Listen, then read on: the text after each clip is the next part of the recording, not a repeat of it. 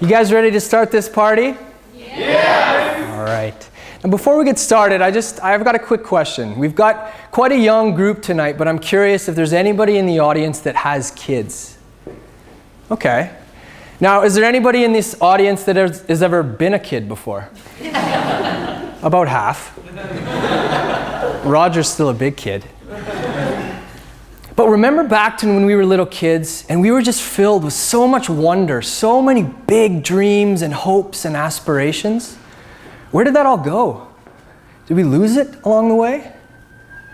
I don't think we've lost it, but certain dreams tend to shrink sometimes as we have, things in our lives that we need to take care of, our mortgage, our job, our relationships. But the truth is that our lives are shaped by our thoughts and our dreams, but they're brought into reality through our actions.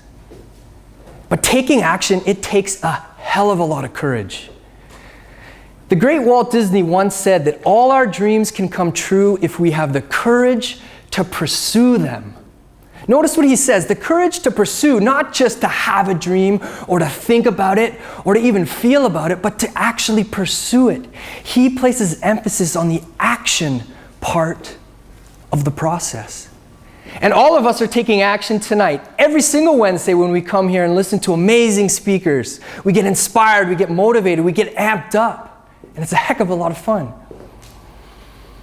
Now, becoming the disciplined dreamer of your life is this concept that I've been working at for a little while, and it resonates with me at my deepest level. But what does it mean?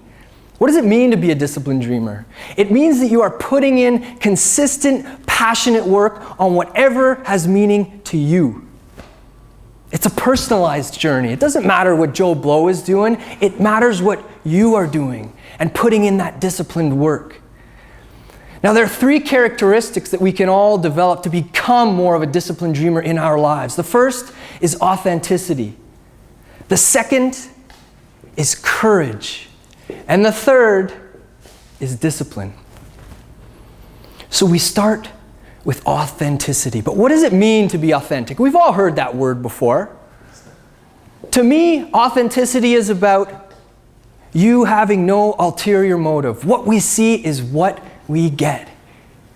You're sharing yourself to the rest of the world in an authentic, truthful way, no matter what.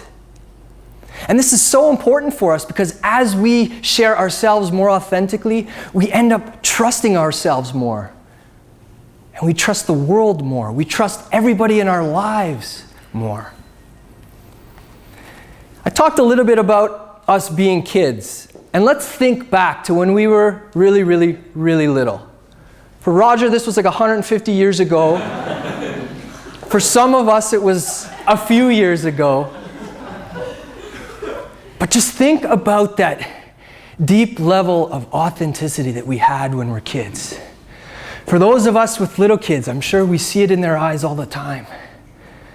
But this is something that is at the deep core. So we have authenticity, but next we have courage.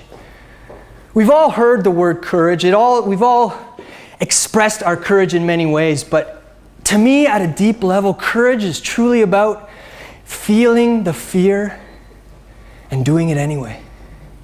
Having that sense of anxiety or pain or whatever you want to call it, fear, and pushing past that, that's when courage is developed. It isn't developed when we just think about it. It isn't developed when we read about it. It's developed when we actually put it into use. We put it into practice. And the incredible thing about truly being courageous is it creates this level of inner confidence within us. It's not a fake it till you make it type confidence. It's a true, heartfelt confidence. So when you leave here, maybe there's someone in your life that you've been scared to have a conversation with. Maybe there's a business idea that you've been thinking about for the last 5 years. Just take that first step. Feel that fear and do it anyway. So we got authenticity, putting our true selves forward. We've got courage, feeling that fear and pushing past it. But the beautiful characteristic or habit that brings it all together is that of discipline. We've all heard the term be disciplined, self-discipline. But discipline is one of those things that's similar to courage. We need to put it into action to actually build it up. Discipline to me is the work that we need to do before the work starts. So let's think about a speech for a second. Discipline isn't getting up here doing the speech. That's the fun part. Discipline is sitting down on a Friday night and writing a speech for 2 hours. Discipline isn't you going to the gym and getting all buff. Discipline is you getting your feet out of bed in the morning to get to the gym. It's the work that has to happen before the real work begins. And it's truly the glue that holds it all together. Roger looks beautiful in that glove right now. Put your hand up. Woo! Jazz hands. Ladies and gentlemen, we have an honor to be here every single week, getting to know people that we love and respect.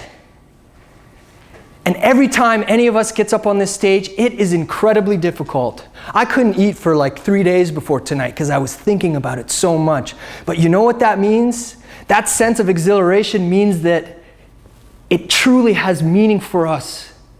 We want to do well because it resonates with us. So think about your life when you leave here tonight.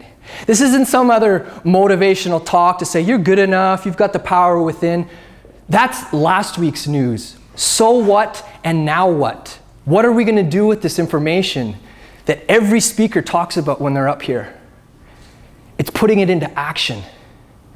Now there's one final quote by Theodore Roosevelt that resonates with me so much. And he says that far and away, the greatest prize in life is the chance to work hard at work worth doing. And that's what we're doing every single time we write a speech, every single time we network, every single time we work on our business. It is hard work, but my God, is it work worth doing. I challenge us all to become the disciplined dreamers of our lives. Thank you.